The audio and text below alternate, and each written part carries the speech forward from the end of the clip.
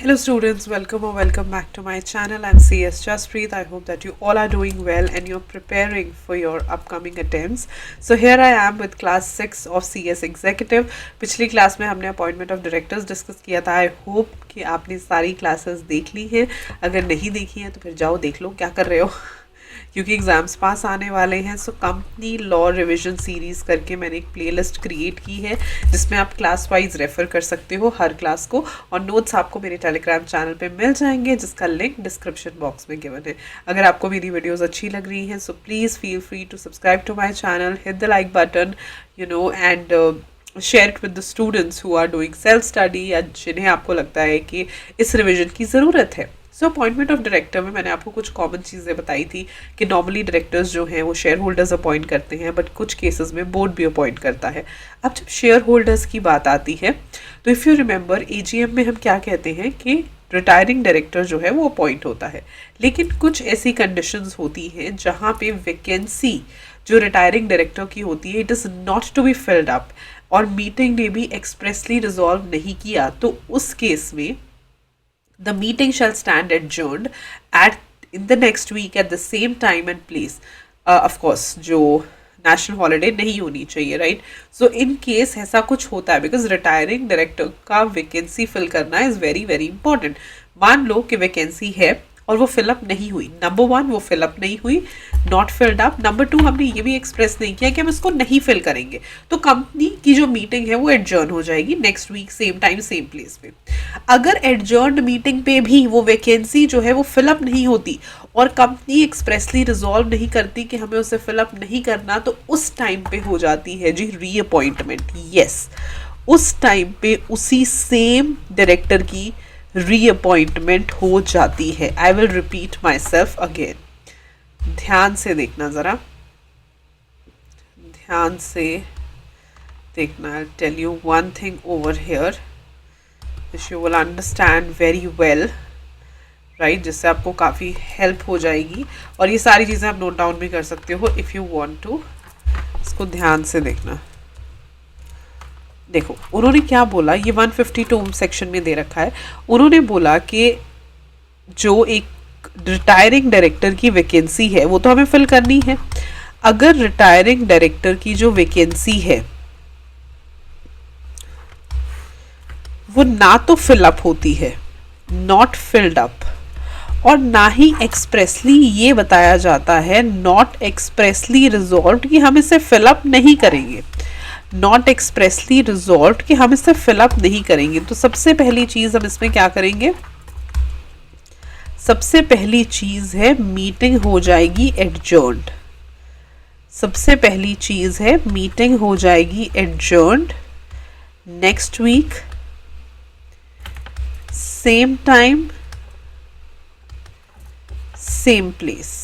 Next week same time same place पे जो है मीटिंग एडजर्न हो जाएगी. लेकिन अगर एडजर्न्ड मीटिंग पे भी यही किस्सा दोहराया जाता है, अगर एडजर्न्ड मीटिंग पे भी रिटायरिंग डायरेक्टर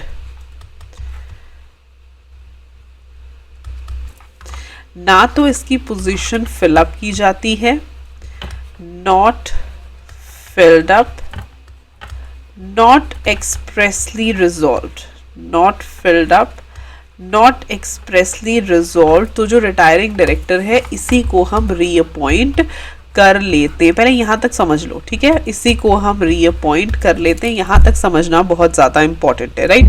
यहाँ तक आपको एक बार समझ आ गया तो फिर कुछ ऐसी कंडीशंस होती हैं जब हम उसे रीअपॉइंट नहीं करते. अनलेस वो आराम से रीअपॉइंट हो जाएगा, कोई दिक्कत नहीं है. अनटिल एंड अनलेस पिछली मीटिंग में इसका एजेंडा डाला गया और that is lost, right, put to the meeting and lost, यानी कि मना कर दिया. रेजोल्यूशन जो है उस पर नेगेटिव वोट्स ज़्यादा है, मना हो गया, put to the meeting and lost.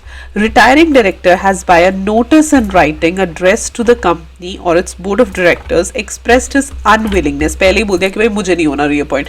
कई बार डायरेक्टर्स के एक्सपीरियंसेस इतने बुरे होते हैं that they don't want to continue, right, और उन्हें अगर ऐसा लग रहा है कि ऐसा कुछ हो रहा है तो अपनी विलिंगनेस बता सकता है. इसीलिए आप कॉन्सेंट वाला एक कॉन्सेप्ट आता है ना, so that is very very important, right. तीसरी चीज़ अगर वो डिस्क्वालिफाइड है, एंड फोर्थ थिंग कि रेजोल्यूशन चाहिए उसके रीअपॉइंटमेंट के लिए, स्पेशली ऑर्डिनरी रेजोल्यूशन की जरूरत है, या सेक्शन 162 इंडिविजुअल केस वाला एप्लीकेबल होता है। इसमें सबसे इंपॉर्टेंट है पहले दो सबसे ज़्यादा इंपॉर्टेंट है कि भाई पिछली ही मीटिंग में हमने ये बात डिस्कस की कि इसको रीअपॉइंट कर देते हैं, लेकिन वो lost, put to the meeting and lost का मतलब होता है कि वो रेजोल्यूशन लगी लेकिन नेगेटिव वोट ज़्यादा आने की वजह से वो रेजोल्यूशन नहीं कंसिडर हो पाया। दूसरी चीज़ उसने खुद नहीं बोल दिया कि भाई मैं तो कंटिन्यू ही नहीं करना चाहता। तो अगर ये 5 कंडीशंस नहीं है तो फिर आप उसे सेम बंदे को ही रीअपॉइंट कर सकते हो।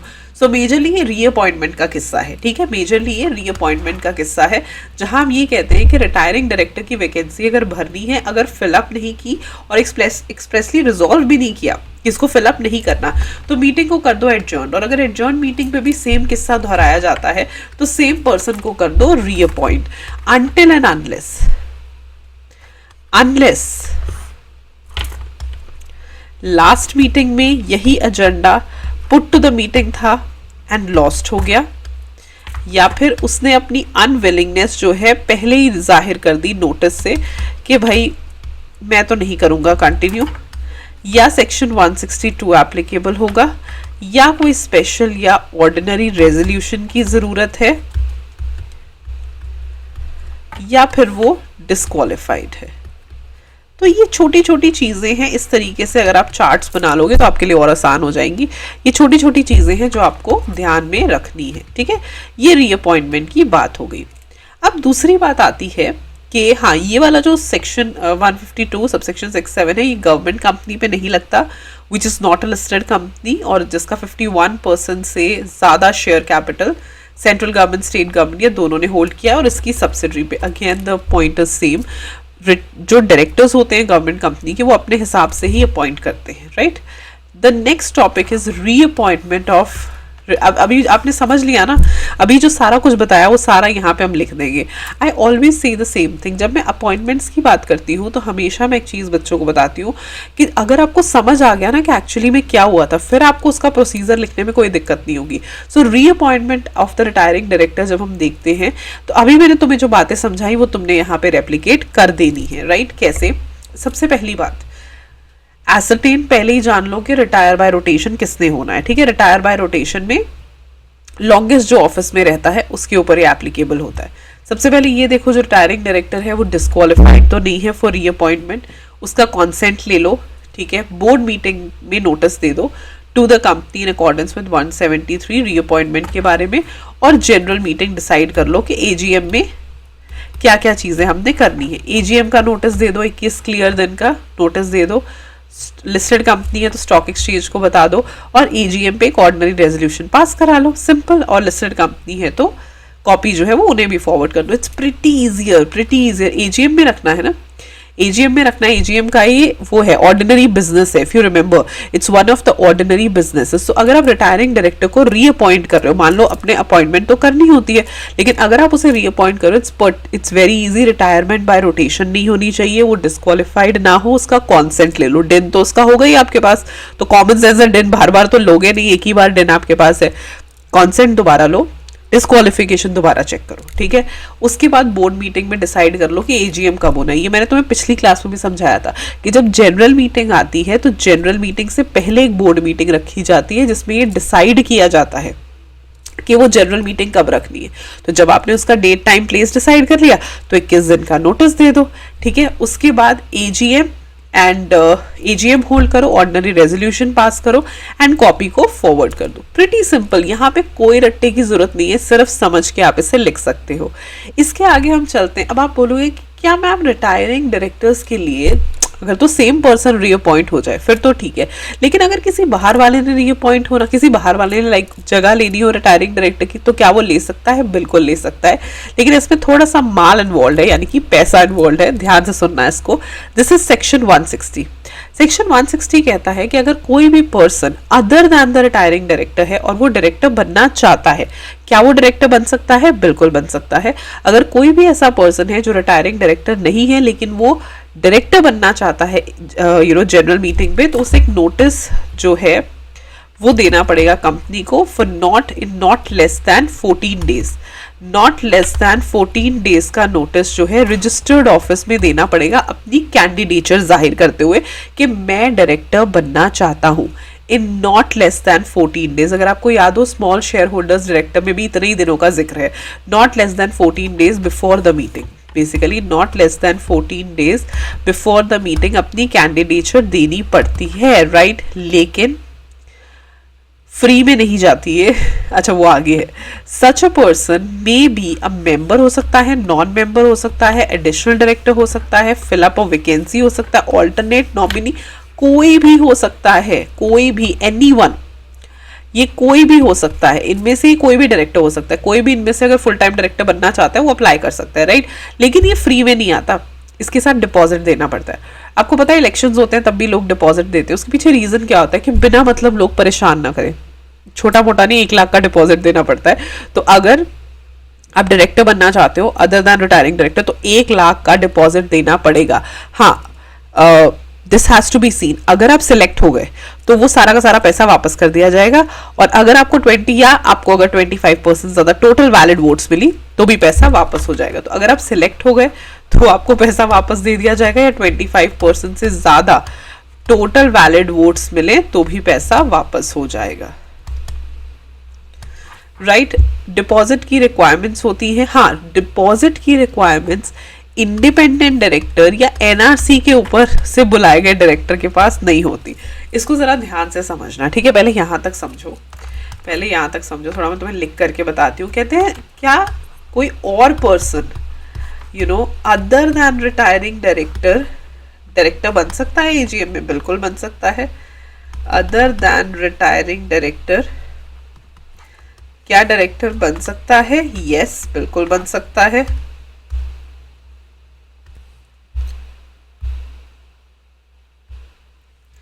सो the answer to this is yes. लेकिन कुछ ऐसी कंडीशंस हैं जो आपको देखनी पड़ेंगी विच आर लाइक इम्पॉर्टेंट, कि अगर कोई और बंदा बनना चाहता है बिल्कुल बन सकता है, कोई भी और बनना चाहता है 14 डेज बिफोर द मीटिंग अपनी कैंडिडेचर देनी पड़ेगी। 14 days before the meeting number 1 अपनी जो कैंडिडेचर है मतलब अपना इंटेंशन जो है वो बताना पड़ेगा, नंबर 1। नंबर 2 वो पर्सन कोई भी हो सकता है, वो ऑल्टरनेट डायरेक्टर हो सकता है, एडिशनल डायरेक्टर हो सकता है, नॉमिनी डायरेक्टर हो सकता है, कैजुअल वैकेंसी वाला डायरेक्टर हो सकता है, मेंबर, नॉन मेंबर, कोई भी हो सकता है, मेंबर, नॉन मेंबर, कोई भी हो सकता है। हाँ, ये काम फ्री में नहीं होता, आपको डिपॉजिट करने पड़ेंगे 1 लाख रुपए, ठीक है। डिपॉजिट देना पड़ता है 1 लाख रुपए का। अब इसका होगा क्या?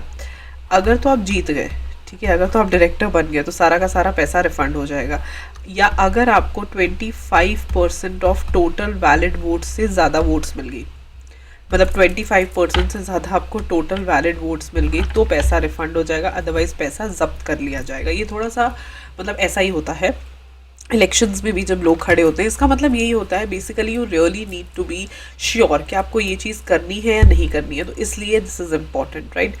इसके बाद अब ये एप्लीकेबल किसके ऊपर नहीं है? हाँ, अब ये जो डिपॉजिट वाला सारा खेल है इसको ध्यान से समझना। डिपॉजिट जो है वो कब होता है, ठीक है। मैं आपको एक एग्जांपल के साथ समझाती हूँ। मैंने कंपनी को अप्रोच किया कि भाई मैं जो है I want to be the director of so and so company, XYZ limited company को मैंने बोला कि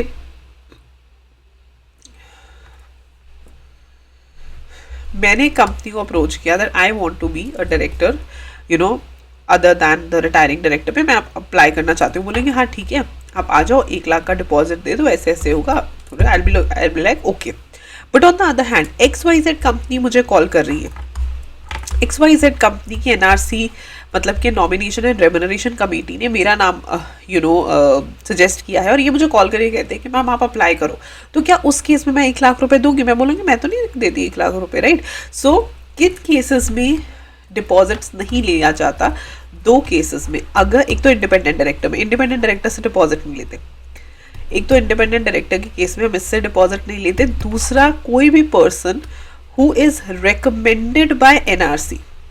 अगर एनआरसी रेकमेंड कर रहा है कि भाई अगर सामने वाले को मेरी जरूरत है तो मैं तो डिपॉजिट नहीं दूंगी, it is as simple as that, right. So deposit सबको देना पड़ता है except of 2 parties, independent director को नहीं देना पड़ता, या कोई भी ऐसा डायरेक्टर जिसे एनआरसी रेकमेंड करे उसे भी डिपॉजिट नहीं देना पड़ता। तो ये चीज आपने याद रखनी है, ठीक है।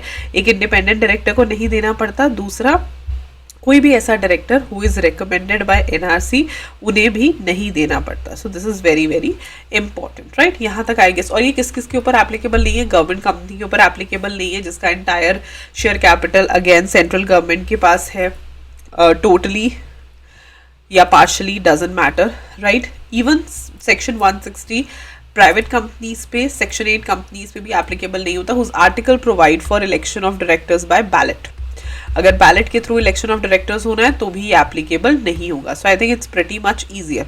ऑन द अदर हैंड, अच्छा एजीएम में करना क्या है? बिल्कुल सेम जो अभी मैंने समझाया उसको उन्होंने दोबारा रेप्लिकेट कर दिया। 14 दिन का टाइम है, 1 लाख का डिपॉजिट है, रिक्वायरमेंट सारी बता दी। हाँ, अब आगे क्या होना है, यहाँ से थोड़ा सा ये डिफरेंट होता है। पहले कोई भी प्रोसीजर जो है अपॉइंटमेंट का, रीअपॉइंटमेंट का, वो हमेशा शुरू होता है, जो भी आपको समझाया जाता है उस डायरेक्टर के बारे में वो सारा कुछ छाप दो।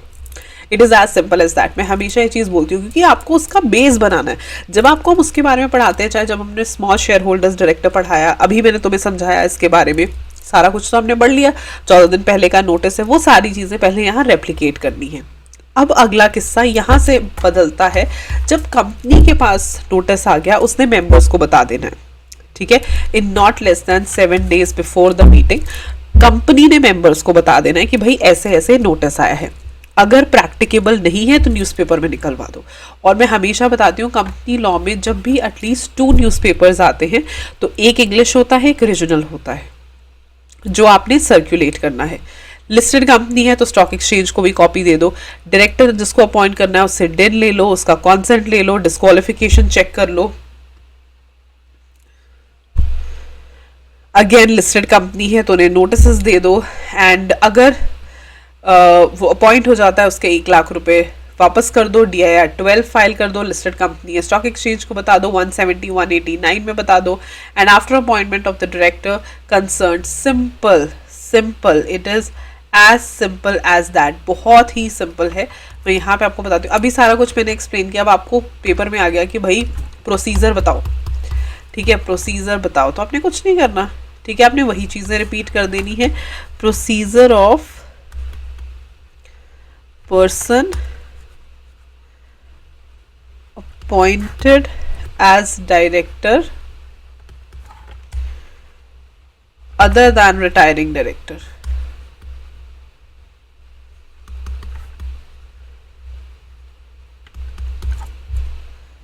Other than retiring director. तो अब क्या बोलोगे? आप बोलोगे नंबर 1, ऐसा कर भाई 14 दिन का notice they they, 14 days notice of candidature या इंटेंशन बिफोर द मीटिंग। 14 दिन पहले नोटिस दे दो। नोटिस ऐसे ही खाली हाथ नहीं देना, उसके साथ पैसे देने हैं।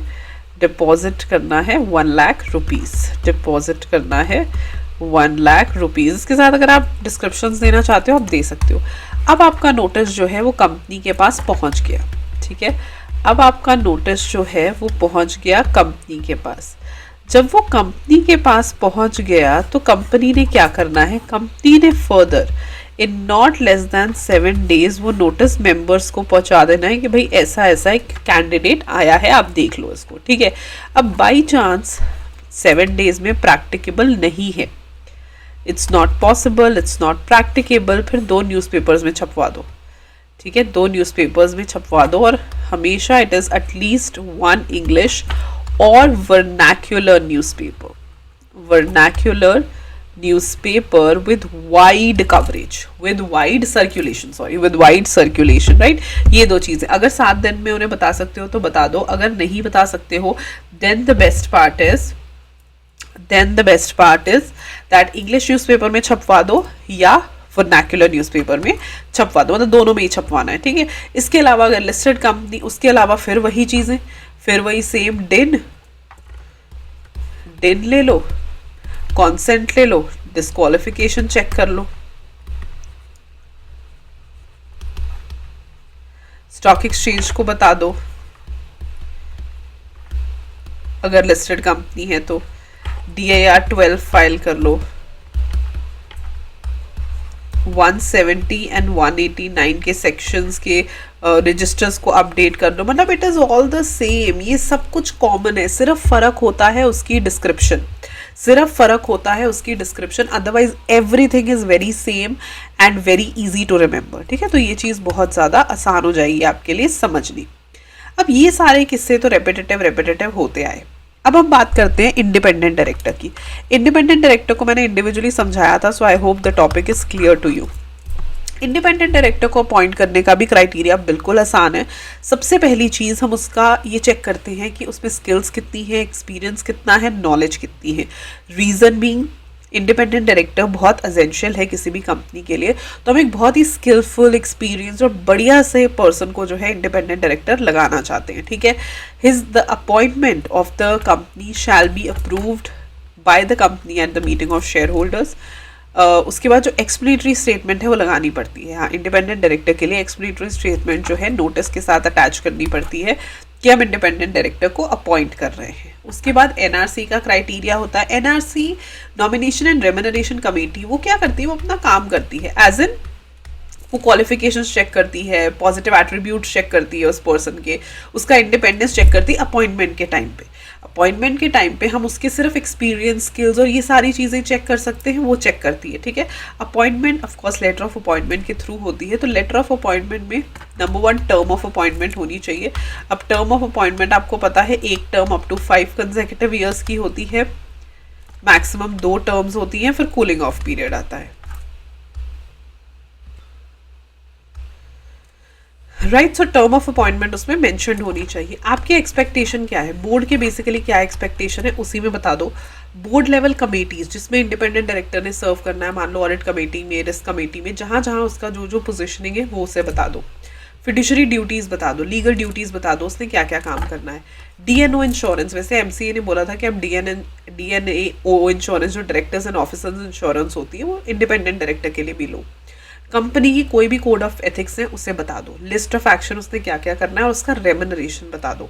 You know this is very very very important, जो मैंने आपको समझाया भी था इसके रेम्यूनरेशन में क्या क्या चीज़ें होती हैं। सो लेटर ऑफ अपॉइंटमेंट बहुत एसेंशियल होता है किसी भी डायरेक्टर के लिए, इंडिपेंडेंट के लिए और भी ज़्यादा एसेंशियल हो जाता है। सारी चीज़ें उन्हें बता दो, अपनी एक्सपेक्टेशंस बता दो, क्या करना है क्या नहीं करना है पहले ही बता दो। Terms and conditions of appointment क्या होनी चाहिए, they shall be open for inspection at the registered office, ताकि कोई भी आके चेक कर सके। इंडिपेंडेंट डायरेक्टर की जो भी टर्म्स एंड कंडीशंस है वो कंपनी की वेबसाइट पे पोस्ट कर दो, और 5 साल से ज़्यादा का टेन्योर वो नहीं लेंगे। ठीक है, whatever we have started earlier वो सारा का सारा इन्होंने यहाँ पे उठा करके डाल दिया है। That is it. अपॉइंटमेंट में सब कुछ यही डाला है कि हमने एक स्किलफुल पर्सन को लेना है, हमने नोटिस देना है। ठीक है, अब ये मत पूछना कि इसमें सेक्शन 149 सबसेक्शन 6 एंड 7 क्यों नहीं है, बिकॉज वो एक बेसिक चीज़ है, वो तो करना ही है, उसके बाद ही कोई इंडिपेंडेंट डायरेक्टर तक पहुंच पाएगा। राइट, सो ये सारी चीज़ें, एक बोर्ड की क्या एक्सपेक्टेशन है, टर्म ऑफ अपॉइंटमेंट क्या है, वो सब यहाँ पे आ जाएगा। अब अगर इसको रीअपॉइंट करना है, मज़े की बात अब यहाँ पे स्टार्ट होती है, इसको ध्यान से सुनना।